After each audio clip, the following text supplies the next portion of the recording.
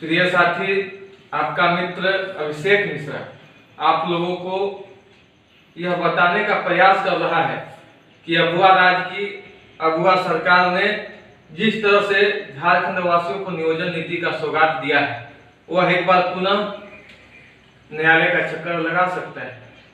हमने खुद रघुवर दास की नियोजन नीति को झारखंड उच्च न्यायालय में चुनौती दिया था और झारखंड के मूल वासियों के हित में निर्णय बनाने के लिए सरकार को मजबूर किया था। हमारे इस कार्य से झारखंड के पक्ष और विपक्ष के विधायकों ने भी सरकार को अवगत कराई थी और बावरी कमेटी की गठन करने के बाद यदि उस नियम से पूर्व की भी वैकेंसियां हुई होती तो वह न तो न्यायालय का चक्कर लगाता और न ही आज जो हजारों नियुक्तियां जो बंद पड़ी है वह नहीं रुकती।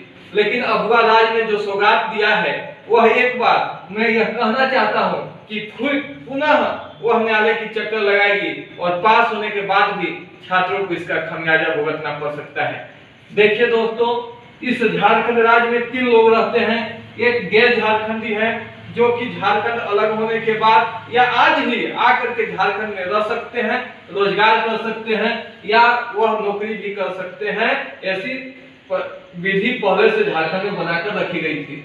एक है जो इसी राज्य के मूलवासी हैं, वह SC ST OBC वर्ग में आते हैं, जिनकी जाति प्रमाण पत्र झारखंड सरकार के द्वारा बनाई जाती है, उन्हें झारखंड में नौकरी दी जाती है। और एक बहुत बड़ा वर्ग सदानों का है, झारखंड में मूल वासियों का है, जो इस झारखंड में रहता है। लेकिन हर बार इन सदान और मूल वासियों के साथ धोखा होता है। जो यहाँ के सामान्य वर्ग है उनके साथ धोखा होता है, उनके हित की नीति नहीं बनाई जाती है। इस बार तो यह नीति बनाई गई है कि पहली बार कि आपको पहली से लेकर 12वीं तक की पढ़ाई झारखंड से करनी है। 12वीं तक की पढ़ाई झारखंड से करनी है। ये सारे लोगों के लिए है, वह चाहे किसी भी वर्ग के लिए हो। यह बात लगाई गई थी कि वो पहले से 12वीं तक की पढ़ाई झारखंड में करे। लेकिन मैं आपको यह बताना चाहता हूँ कि यह जो है वह SC ST OBC के लिए गोल कर दिया गया है। यदि वह इस राज्य के जाति प्रमाण पत्र लगाते हैं तो वह चाहे कहीं से भी पढ़ाई किए हों, इस नियोजन नीति के तहत झारखंड के तृतीय और चतुर्थ वर्ग के पदों पर आवेदन कर सकते हैं। लेकिन यदि कोई सामान्य वर्ग अर्थात इस राज्य का मूलवासी सदान जो कि 200-300 वर्षों से इस झारखंड में रह रहा है, वह किसी कारण से झारखंड राज्य के छोड़कर देश के किसी अन्य राज्य से यदि उनके बच्चे पढ़ लिए हों तो वह व्यक्ति इस झारखंड राज्य में उनके बच्चे इस झारखंड राज्य में आवेदन नहीं कर सकते। दुख की बात यह है कि यह खुद झारखंड के राज्य में फॉर्म नहीं भर सकते हैं और जिस राज्य में है उस राज्य की नियोजन नीति के तहत उस राज्य में भी नौकरी नहीं पा सकते हैं। यही कारण है कि आप यह मौलिक अधिकार का उल्लंघन है, राज्य के सदान और मूलवासियों के मौलिक अधिकार का उल्लंघन है। और इस मौलिक अधिकार को प्राप्त करने के लिए यह सदान वर्ग पुनः उच्च न्यायालय जा सकता है। और यह जब उच्च न्यायालय जाएगा तो इसकी खामियाजा जो भी झारखंड कर्मचारी चयन आयोग के द्वारा जो भी नियुक्ति लाई जाएगी उस पर पड़ेगा।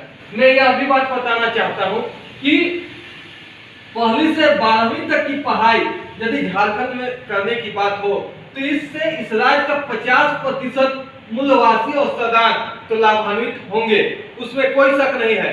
लेकिन किसी भी कारणवश कोई व्यक्ति यदि इस राज्य से अलग जाकर के अपनी जीविका कमा रहा होगा और वह अपने बच्चों को इस राज्य में नहीं पढ़ाया होगा तो वैसे बच्चे इस राज्य के इस नियोजन नीति को चुनौती देंगे। और यह धरा कर यह एक बात ऐसा बताना चाहता हूँ कि यह जो नियोजन नीति वह टेंट हाउस की तरह है, आज की चमक है और यह बस कुछ ही जैसी परीक्षा खत्म होगी इसकी चमक उजड़ जाएगी और यह उजड़े हुए बाग की तरह नियोजन नीति लगेगा। धन्यवाद।